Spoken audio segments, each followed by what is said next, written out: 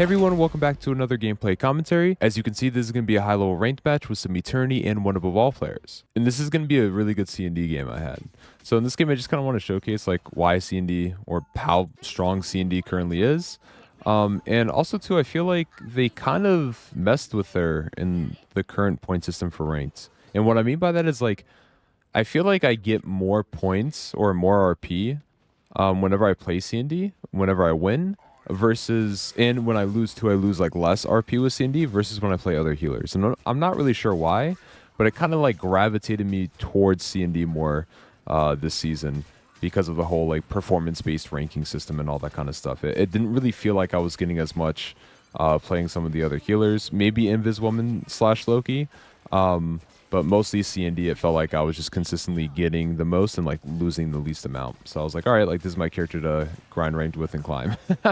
But no, this is a really, really good game I had with her, so I thought I would showcase this one. Plus, I don't normally post up too many Dom matches. So I was like, all right, like here's a Dom match, let's go ahead and do this. So this point can be a little tricky to heal.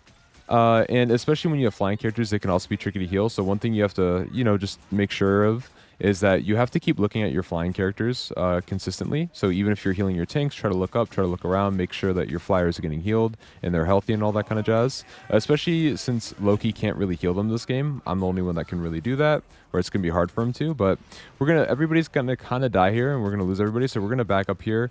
That wasn't really the best position for me to go in, but luckily they got distracted on killing the Loki, so I was fine. Oh wait, am I fine? Yeah, I am. So the other thing I'm utilizing here is Cloak's, or rather Dagger's AoE healing.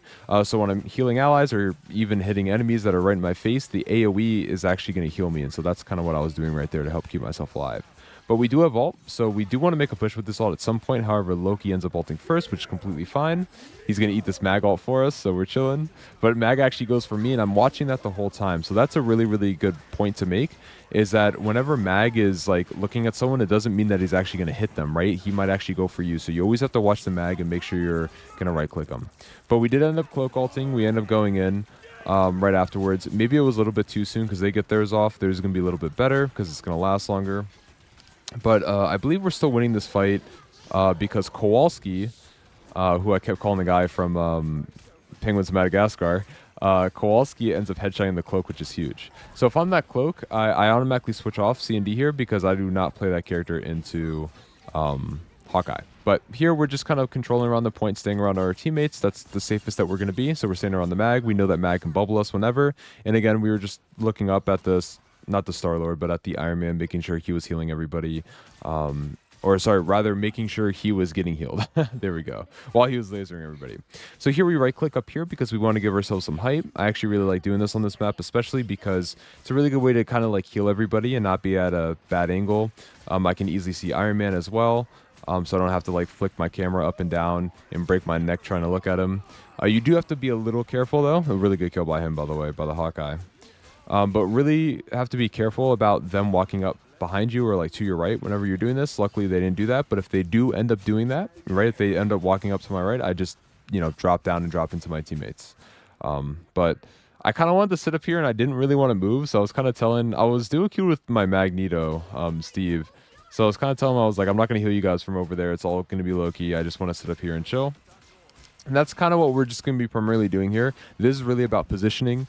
I say this quite a bit in my videos, but probably the most important thing you can do as a healer is position yourself well. So try to be up on... That was a super good Groot ult. Oh my goodness. Great combos from the tanks. Fantastic combos from the tanks. Great shot too from the Hawkeye. Want to make sure we are keeping our Iron Man alive though. We're going to match this C&D ult. And we're going to go into their backline a little bit because all the lines now stay together. You want to be... Or like they all end at the same time now, so you don't have to worry about the other lines ending before the final lines. And so you can just easily aggress into their backline with Cloak and Dagger. And she ends up going off point. We actually end up getting this point pretty easily.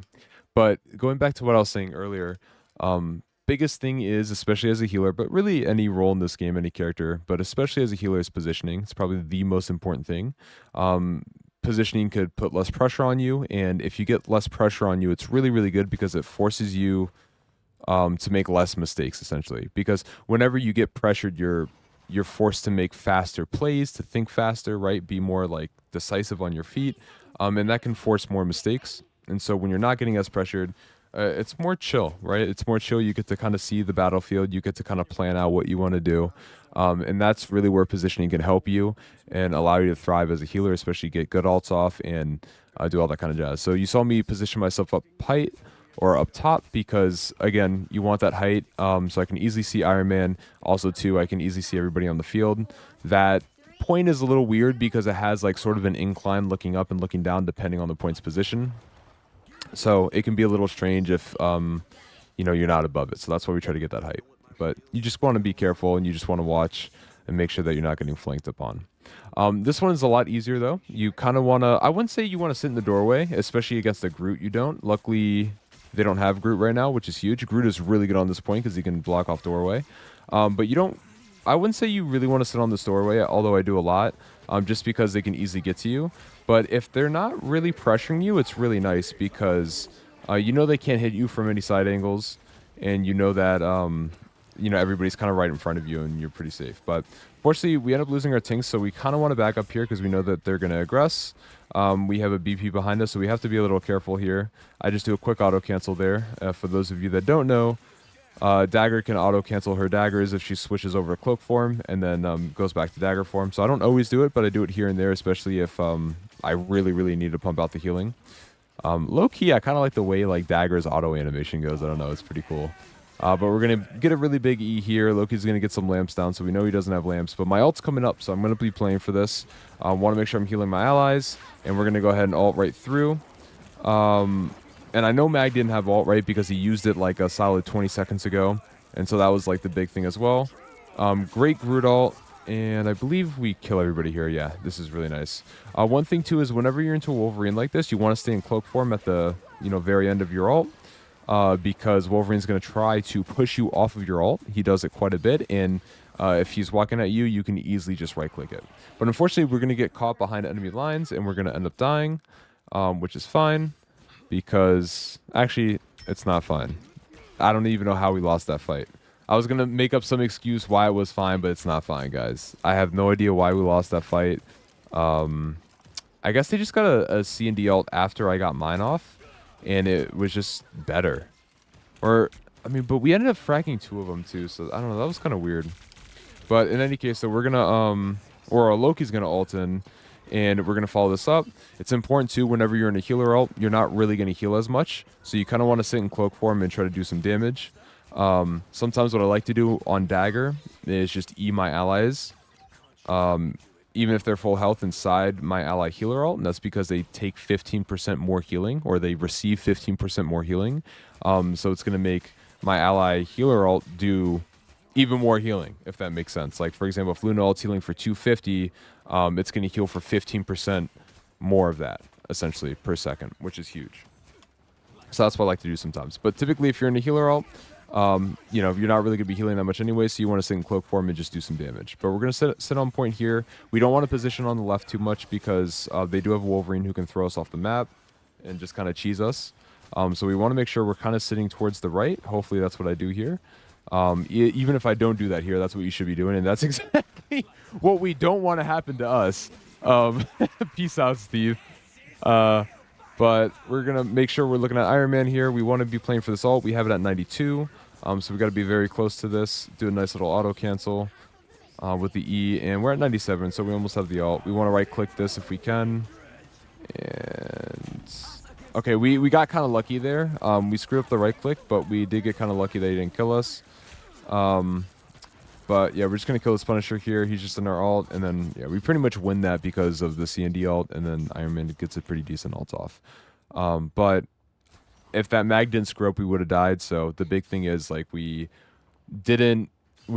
after we right-clicked and he still was holding it, we probably should have played in the back and played around the corner until he literally dropped the bomb. Literally dropped the ball. And then, you know, we could have gone forward. But, that's fine. We're here now. We want to sit on point a little bit. I don't know why, like, this Groot, he should just be playing on the right side more because I think he's gotten off the map like 2 or 3 times. So he definitely should play on the right side more.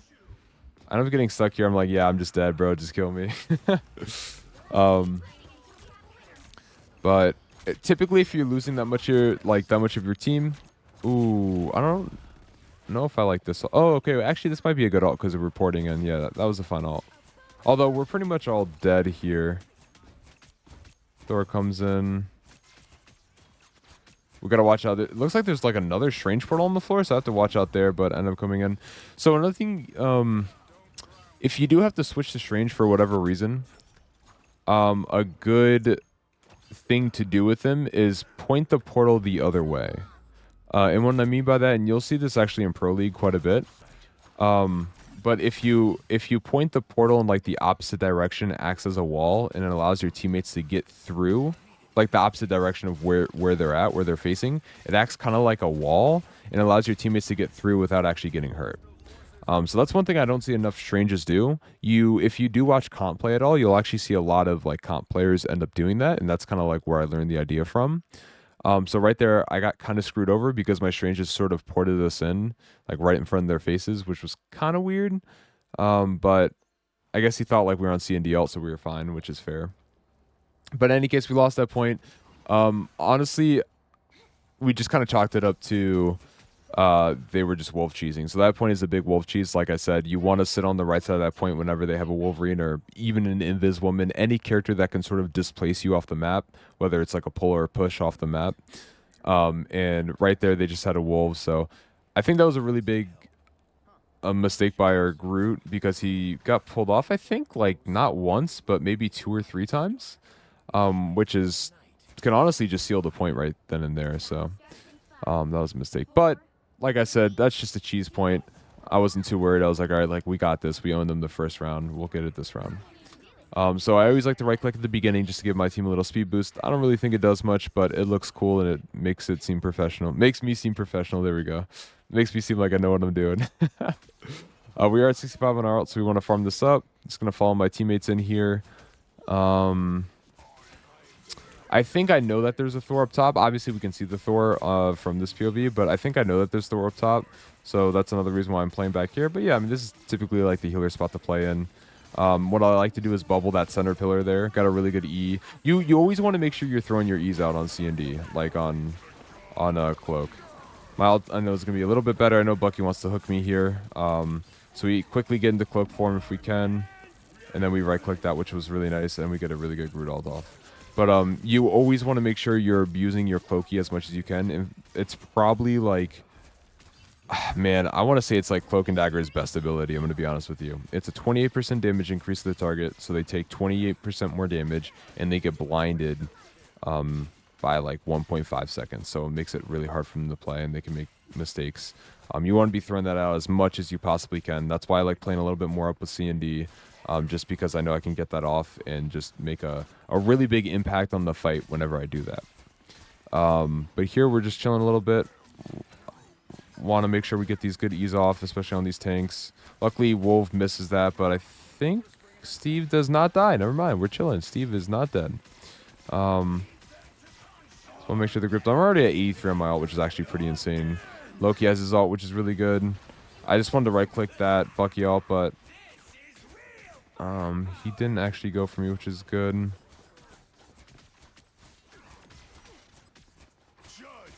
Yeah, I'm just kind of like slapping people with daggers, to be honest. I don't know if that E hit anybody, but my team's just kind of owning, honestly. Not really much to commentate here. We just have a lot of pressure. Make sure you always call it the map's changing. I always kind of forget about that on this map a little bit. I don't even know when exactly this happens. I thought this happened at 50, but it looked like it happened at 57 just now. 57%. So I'm not even sure when exactly this happens. If you know, let me know in the comments below. I should know this. Like, shame on me for not knowing this, for how much I've played this game, but what are you gonna do? But yeah, I like bubbling this middle pillar here, making sure I'm always looking at my flyers. Like I said, Loki's gonna be weak on healing them. I'm gonna be pretty strong because my autos can easily hit them. And then the second I see Groot get kidnapped, I just end up ulting in. Maybe a little bit too early, but we do get an aggressive one, and we're killing Bucky back here, which is huge. We're also killing Rocket. I'm pretty sure Strange got a massive Agamotto off, so I was like, fuck it, I'm just gonna I'm just gonna go in and try to kill everybody. But we end up dying. And then Steve explained to me what happened. I'm like, oh, okay, that's fine. No problem. But we have the point at 99, so we're not worried. I feel like I feel like actually I should be worried because I feel like every time the point's at 99 and you lose it, it's just impossible to come back. It's like the enemy team just gets infinitely better somehow. But yeah, positioning here is key. Get some ease off to heal everybody some bubbles. I usually like to say bubble for myself. That's what I would do on C&D. If you're getting dove a lot. If you're not getting dove a lot, you can use your bubble and be a lot more selfless with it. So you can use it more on like your front line. If you are getting dove a lot, be a lot more selfish with it. That's my advice to you. Just because you will not survive dive without your cloak bubble or your dagger bubble. Wolverine gets a really good ult though. The enemy wolf does, but Loki has really good lamps, and this is why Loki's OP. I need to play Loki more, man. I just don't find his kid as fun. That's why I don't play him as much. But we're pretty much like hard winning this. Strange's last to die, so we know it's like okay, they can't really portal in. And this should just be the game unless they somehow get a touch. But no, this should be the game. Just gonna do a final ult here. Yeah. So big things like big takeaways. I just wanted to kind of like showcase this game because I thought it was a really really good game. We ended up getting MVP, which is huge, and pretty much the most healing in the game, which is awesome. But big takeaways for Cloak and Dagger is that you got to hit those really, or you just got to spam your E's in Cloak form. I think that's actually just like her best ability in the game. Is just spamming Cloak's E, and then just make sure that it's really about how you use your bubble and your E as well. Cloak and Dagger is variability driven. She's a variability based character, and so the better you get with her abilities, whether it's like right clicking massive ults like Iron Man ults or Magneto ults, that kind of stuff, or it's getting really good ease off on the enemy front line or just on your allies to increase the healing they take, and then getting good bubbles off on yourself, you're gonna see like a massive difference in your Cloak and Dagger gameplay. So I hope you guys enjoyed that gameplay commentary. I hope you guys learned some stuff, hopefully some stuff that you didn't know before, and I hope it was entertaining to you guys as well. But thank y'all so much for watching. I really appreciate it, and until the next one, see ya.